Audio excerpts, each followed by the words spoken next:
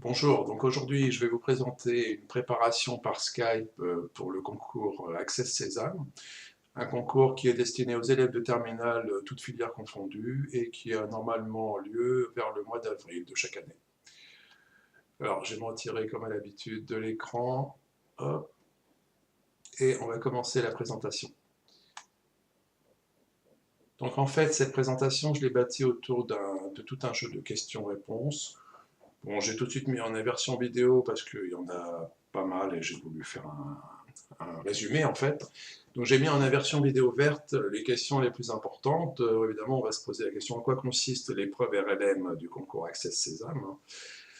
Donc RLM, déjà, il faut savoir le minimum, ça signifie raisonnement logique et mathématique. C'est une épreuve qui dure 4 heures, qui permet de mesurer le niveau de connaissance de l'élève dans les domaines de l'arithmétique, de l'algèbre et de la géométrie, qui évalue également les capacités de raisonnement logique de l'élève.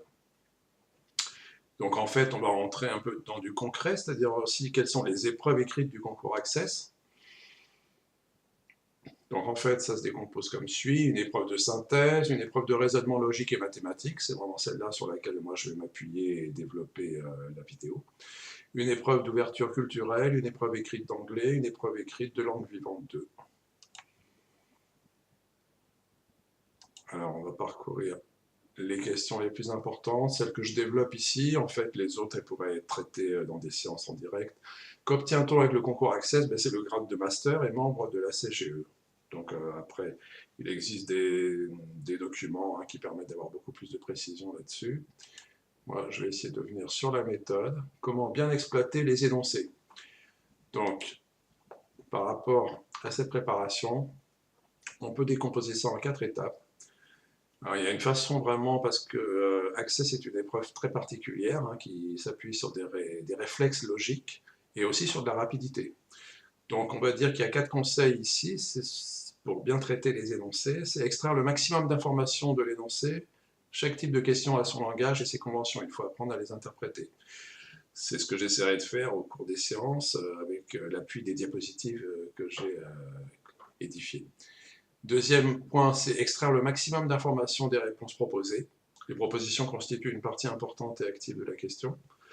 Ne pas hésiter à se créer un schéma pour s'aider, ça vous permettra de rendre visible un raisonnement. Et ne pas hésiter à utiliser des abréviations, cela peut faire gagner du temps si elles sont choisies de façon pertinente, c'est-à-dire sans engendrer de confusion.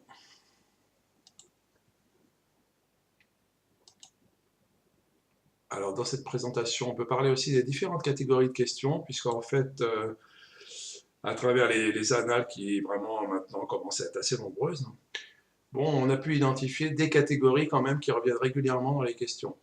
Moi, j'ai donc construit des logos qui sont des espèces de petits dessins là, que je vais associer à chacun des exercices pour pouvoir orienter la préparation et la moduler en fonction d'une catégorie particulière. Donc en fait, on va résumer succinctement quelles sont ces catégories. Donc on va trouver des logigrammes, des syllogismes et des ensembles. Ce sont des questions où vous savez, il y a plusieurs ensembles, sous-ensembles de possibilités. On verra ça avec un exemple type. Les catégories, on peut trouver aussi des valeurs relatives, qui intéressent donc des valeurs mathématiques, ou alors des positions relatives, qui peuvent intéresser des entités, par exemple des voitures garées, des personnes dans une file d'attente, une série de personnes qui se trouvent autour d'une table avec des conditions réunies pour essayer d'identifier la place de chacun. Voilà un peu en survol les différentes catégories. Alors on appelle aussi la catégorie des menteurs, où en fait on a une série d'affirmations fausses qui doivent normalement permettre de, disons, révéler une affirmation vraie. Et puis on a une catégorie des séries de si alors en cascade, bon, qui demande aussi une certaine préparation. C'est la méthode de résolution la plus courante, qui consiste à enchaîner les si en boucle jusqu'à arriver à une confirmation ou une impossibilité. Alors évidemment, il y a des domaines indispensables à maîtriser pour le concours Access. Les calculs, tout ce qui est critères de divisibilité, puissance, identité remarquable, moyenne, équation du second degré. Les suites, maîtriser parfaitement les suites arithmétiques et géométriques, qui sont programmes communs au terminal ES et S. Tout ce qui concerne les relations entre vitesse, distance et temps. La géométrie, avec certainement un appui sur Pythagore, Thalès, périmètre et R, les volumes.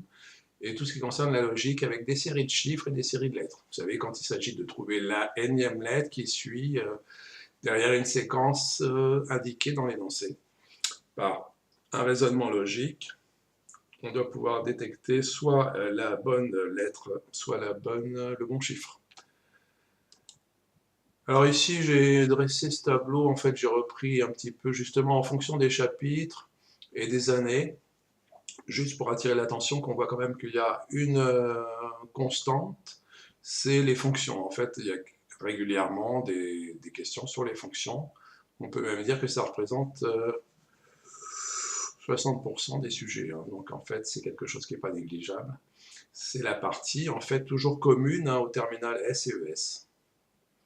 Sinon, évidemment, le thème probabilité aussi, hein. À chaque fois, chaque année, il y a au moins un exercice sur le thème probabilité. Alors, la méthode à appliquer pour traiter les énoncés de l'épreuve RLM, il y a en fait un premier point, c'est de tout d'abord lire l'énoncé dans son intégralité et bien le comprendre, avant de démarrer quelconque résolution que ce soit, puisque c'est vrai que dans la pratique, on voit beaucoup d'élèves qui commencent à essayer d'explorer les réponses et les trier, les éliminer. Bon. La première chose, c'est une bonne appréhension de l'énoncé. Ensuite, on peut choisir effectivement entre deux méthodes, puisqu'il y a un aspect pratique aussi, hein, et tactique même, je dirais, dans la résolution des exercices du concours Access. Hein. Soit une méthode 1, qui consiste à coder le problème d'une manière mathématique et résoudre des équations correspondantes. Alors, on peut dire que c'est une méthode sûre qui aboutit à tous les coups, mais qui demande une maîtrise parfaite des techniques de calcul. Soit une méthode 2, qui en fait va plutôt partir des propositions offertes et procéder par élimination. Bon, c'est une méthode qui n'est pas toujours sûre, qui peut prendre du temps, mais qui peut être aussi très efficace et aboutir très rapidement au résultat. Voilà, donc je crois que là c'est juste une première partie, une introduction pour la présentation de cette préparation au concours Access. Donc on va passer ensuite aux deux étapes.